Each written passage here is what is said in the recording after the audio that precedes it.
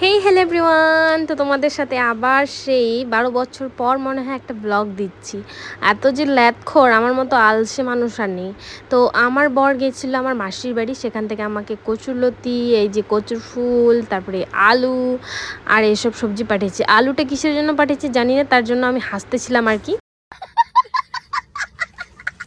তারপর এই তো মা হওয়ার পর তো অনেক রোগ লেগেই থাকে, রক্তর শূন্যতা, অনেক কিছু প্রবলেম। তার জন্য এই কুলেখাড়া শাকগুলো আমি এখন খাচ্ছি রেগুলারলি, যাতে একটু হলেও যাতে শক্তি পাই।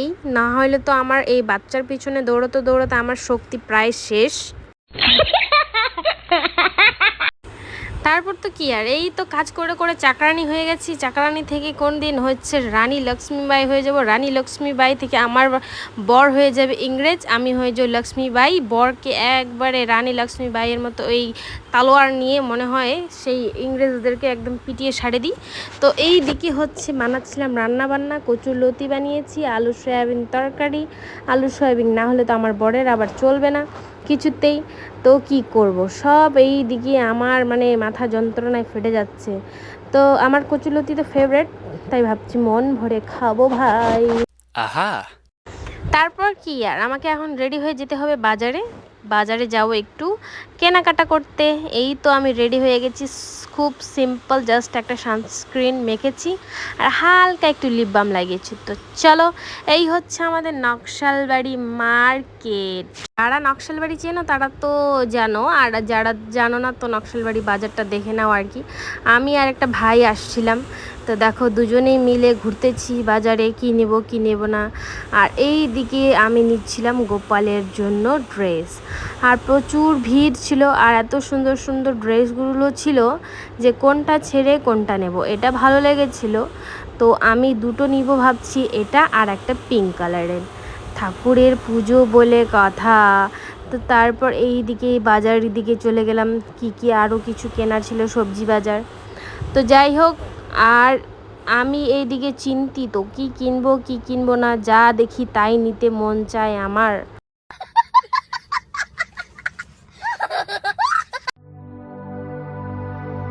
তারপর আর কি, বাড়ি এসেও শান্তি নেই। এই পুচকি মানুষটাকে আমাকে কোলে নিতে হবে, সারাদিন কোলে কোলে কোলে কোলে কোলে কোলে ঘুরে নিয়ে বেড়াও আর কি। তারপর আবার আঙ্গুল দেখাতে শিখেছে, এইদিকে নিয়ে চলো ওইদিকে নিয়ে চলো, সারাদিন নিয়েই চলো। তারপর বিকেল টাইমে আমার বর আবার আবদার ফ্রেঞ্চ ফ্রাই খাবে। ও বাবা, আমি মনে হয় রানী লক্ষ্মীবাই থেকে কোন দিন যে কি হব আমি নিজেও জানি না।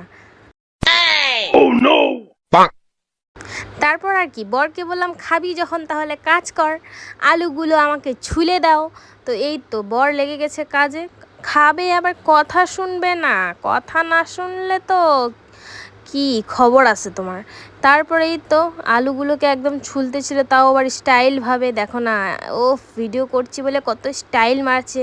মুখটা আবার দেখাবে না, অনেক হ্যান্ডসাম তো, নজর লেগে যেতে পারে বাবা।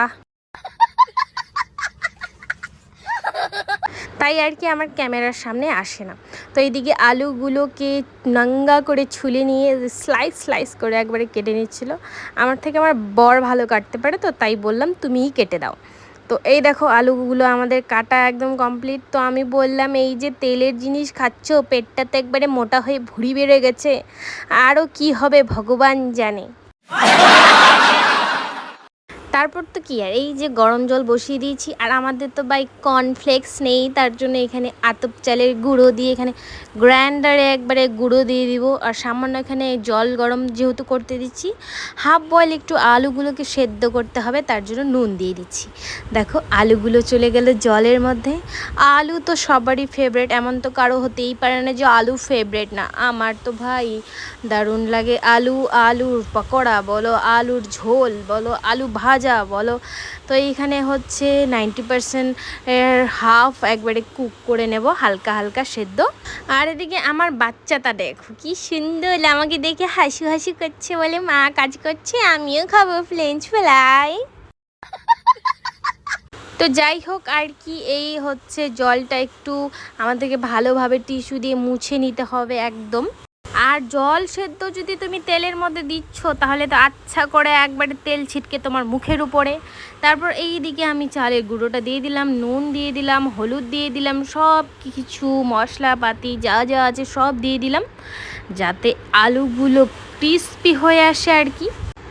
তারপর তো কি, এবার তেলে দেওয়ার পালা। এই তো তেলে দিয়ে দিচ্ছি একবারে একবারে ছেঁকে ছেঁকে এখন তুলবো আলুগুলোকে ফ্রাই করে মুচমুচে করে। তো দেখো কি সুন্দর লাগছে। আর আমার বর তো এইদিকে মানে কি বলবো, কখন হবে কখন খাবো, এখনই দাও এখনই দাও। আরে ভাবা দাঁড়া না রে, আগে তো ভালো মতো করতে দে।